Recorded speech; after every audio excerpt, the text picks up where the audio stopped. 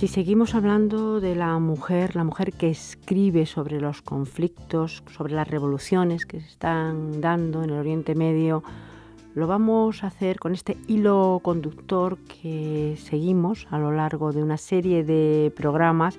En el anterior programa, con la catedrática de lengua inglesa, la profesora Ángeles de la Concha, a la que damos la bienvenida. Bienvenida. Pues muchas gracias. El tema es muy interesante porque mujeres reporteras pues ha habido siempre y últimamente además estamos acostumbrados a verlas en cualquiera de las televisiones, estas mujeres que vienen de Oriente Medio, que vienen de cualquier otro país del mundo. Pero a mí me gustaría resaltar precisamente estas mujeres que están en zonas absolutamente conflictivas, que están en medio de situaciones caóticas, de desastres. ¿Qué es lo que aportan? ¿Qué perspectiva dan a su reportaje? ¿Qué nos ofrecen de específico? Además, siguiendo, como decía, esta línea que si queremos continuar en estos programas, son reportajes que mezclan lo que es este género, que tiene unas características muy específicas, con la biografía, a veces con la autobiografía.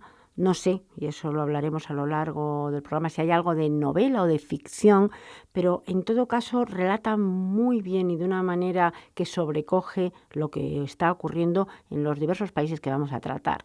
Pues mira, sí, eso es precisamente lo más interesante, porque su escritura es un género híbrido, porque no se reduce exclusivamente al análisis político o al reportaje, sino que mezclan historias de la vida real que ilustran, como si dijéramos, cada uno de los aspectos de los temas que tocan.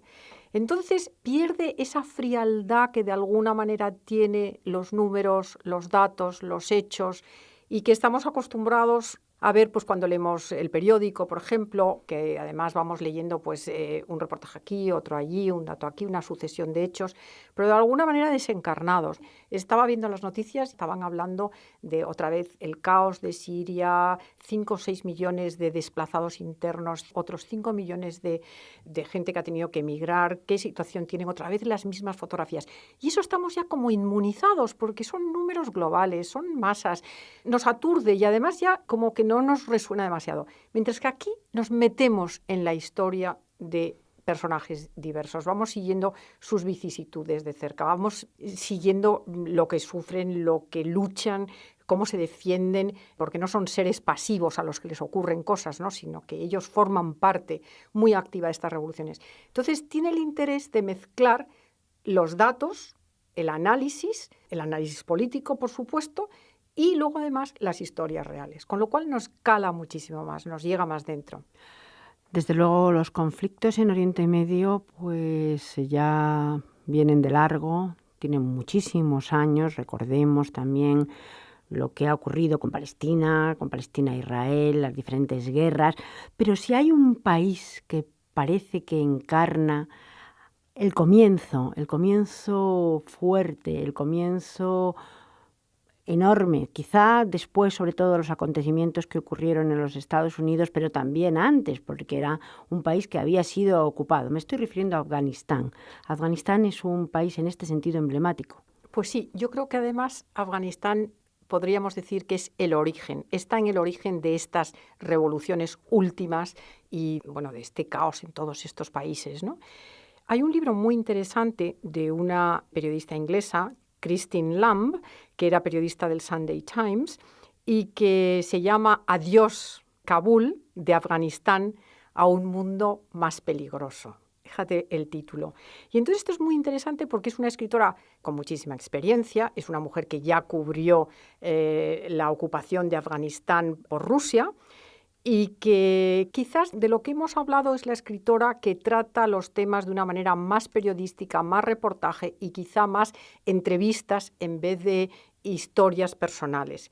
Pero tiene el interés de que nos va describiendo la historia y cómo se va extendiendo y cómo se va globalizando el extremismo islámico y cómo se va exportando a todos estos países. Por hacer un poco de historia, que hace también, por supuesto, la autora Christine Lamb, ella vivió más de 13 años en Afganistán y efectivamente vive cómo es ocupado por los rusos, cómo los Estados Unidos apoyan a las facciones que están en contra de los rusos, afganos que están en contra de los rusos y que luego de alguna manera se vuelven, de alguna y de todas, se vuelven contra aquellos que les han ayudado porque Estados Unidos después, además de los acontecimientos del 11S, pues invade Afganistán.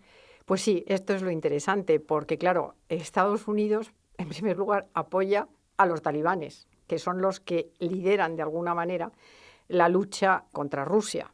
Y luego, claro, se cree que los talibanes luego mansamente se van a volver a sus zonas y claro, no es así. Los han armado, les han dado un poder tremendo y entonces cuando Estados Unidos pretende olvidar aquello, los talibanes se vuelven contra Estados Unidos, obviamente. Pero además no solamente es eso. Por ejemplo, esta escritora, Christina Lamb, explora y trata muy bien el conflicto que es triangular, porque es Afganistán, es Pakistán y es Estados Unidos.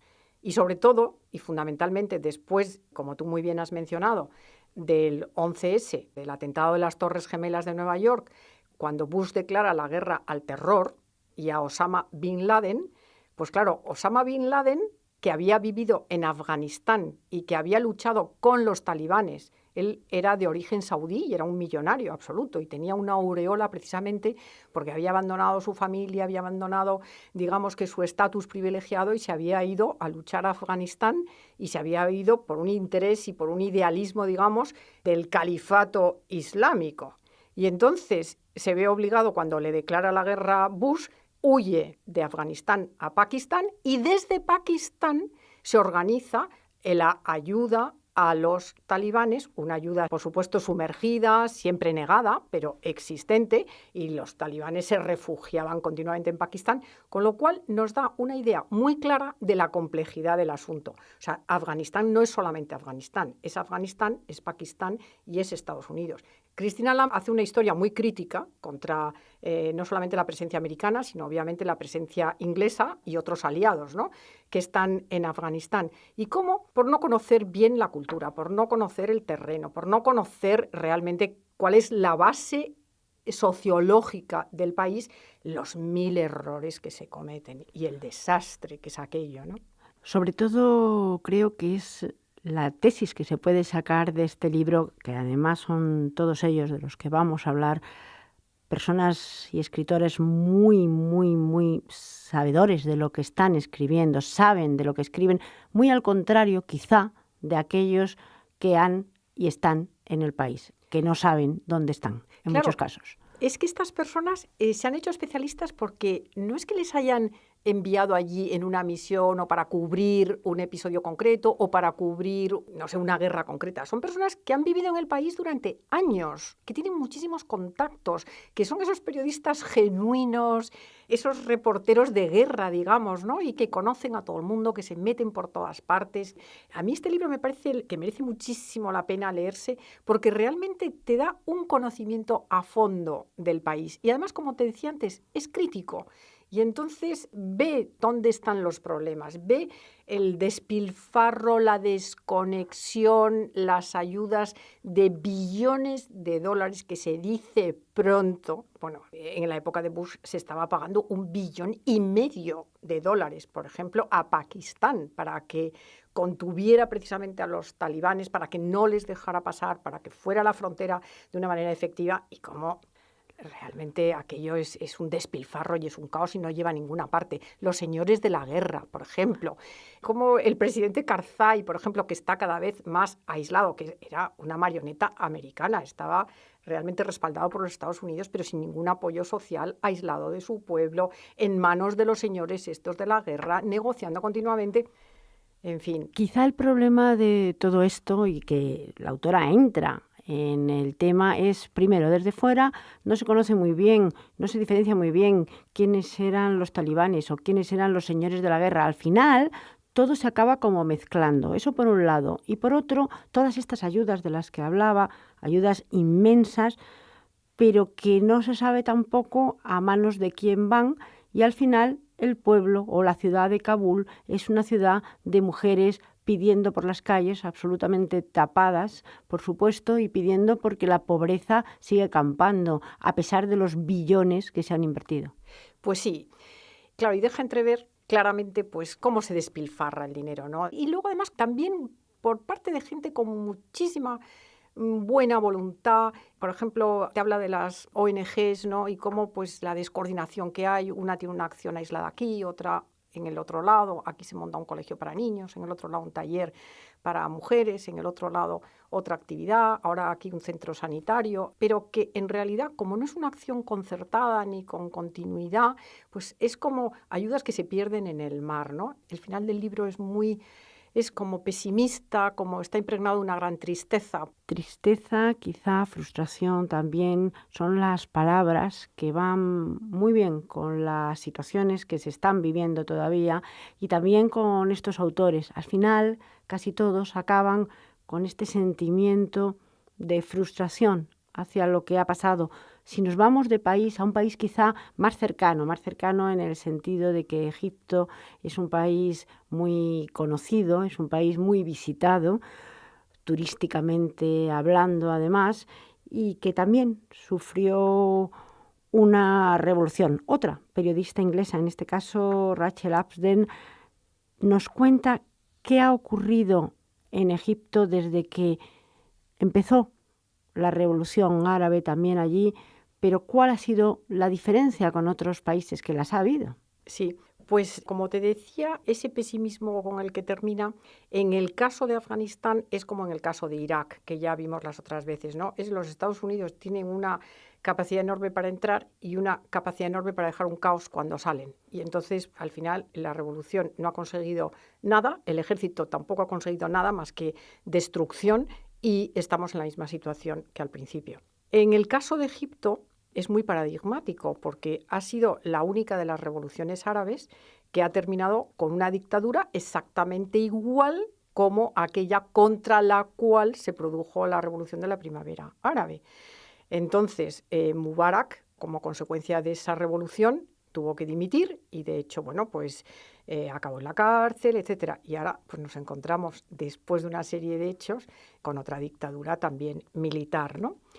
Este libro encaja muy bien en ese género híbrido que comentábamos al principio, porque lo que hace la autora Raquel Aspden, que ella es periodista, ella fue periodista en el Guardian, ha escrito mucho para el Guardian y luego en el New Statement también, fue editora literaria, se fue muy joven a Egipto, ha estado allí viviendo prácticamente 15 años y hace algo que es muy interesante, que es coge una serie de personajes de chicos y chicas jóvenes de distintos medios. Por ejemplo, las chicas una es una persona muy independiente que además consigue liberarse con muchísimas vicisitudes y con muchísima energía y teniendo que pagar un alto precio por ello, pero consigue liberarse de toda esta opresión social, familiar, religiosa, etcétera, ser independiente, ganarse la vida, tener autonomía económica, lo cual supone un enorme desafío a la sociedad, a la estructura social, porque es un desafío a la jerarquía. Entonces, el poder económico de alguna manera amenaza la situación de privilegio del hombre y entonces es casi como, digamos, lo más temido, por así decir, ¿no?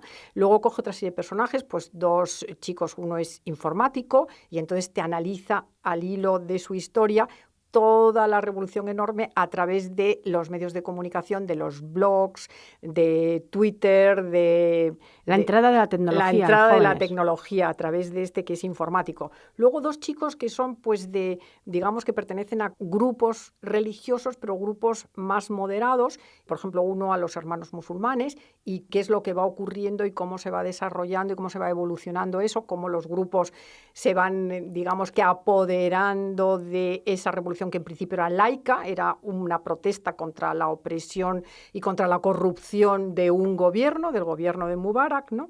Y entonces es muy interesante porque les va siguiendo. Los toma antes de la revolución, luego explora con ellos cómo participan los 18 días que duró la revolución en la plaza Tahrir y luego los coge también unos años después de la revolución. Esto fue en 2011 y qué ocurre en 2013 y cuál ha sido un poco, digamos, dónde está cada uno de ellos en 2015. El nombre del libro, que creo que no hemos dicho, es revelador. Se llama La generación de la revolución. Exactamente, La generación de la revolución. Y además el subtítulo es muy interesante porque es la generación frontera entre la tradición y el cambio en Oriente Medio.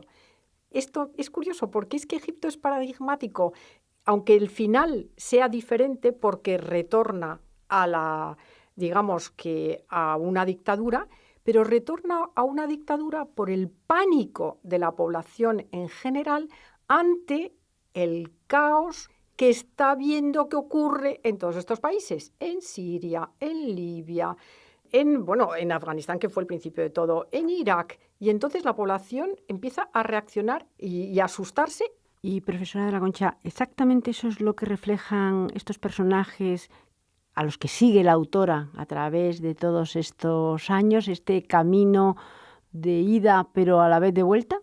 Pues vamos a ver, estos personajes son todos, prácticamente todos ellos, son universitarios y universitarios revolucionarios. Y entonces, digamos que ellos al final son los derrotados, porque han visto que su lucha, pues que no ha tenido el éxito que prometía, que al principio lograron lo que querían, pero que como poco a poco la población se va volviendo contra todo ello.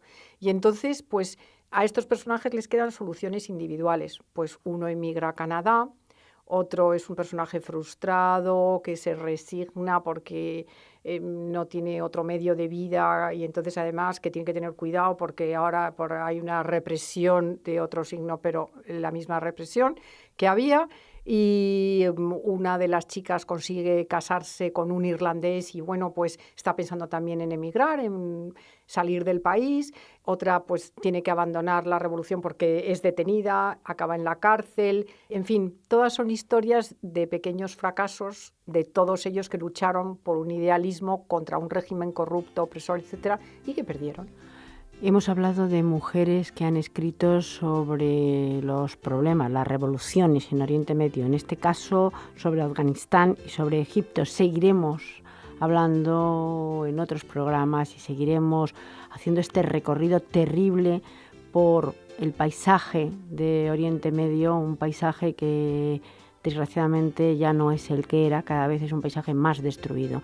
Y también veremos, creo que es importante en otros programas, cómo las mujeres al final se convierten en un símbolo, pero también en las perdedoras de todas estas revoluciones. Pues sí, tienes toda la razón, es así, desgraciadamente es así.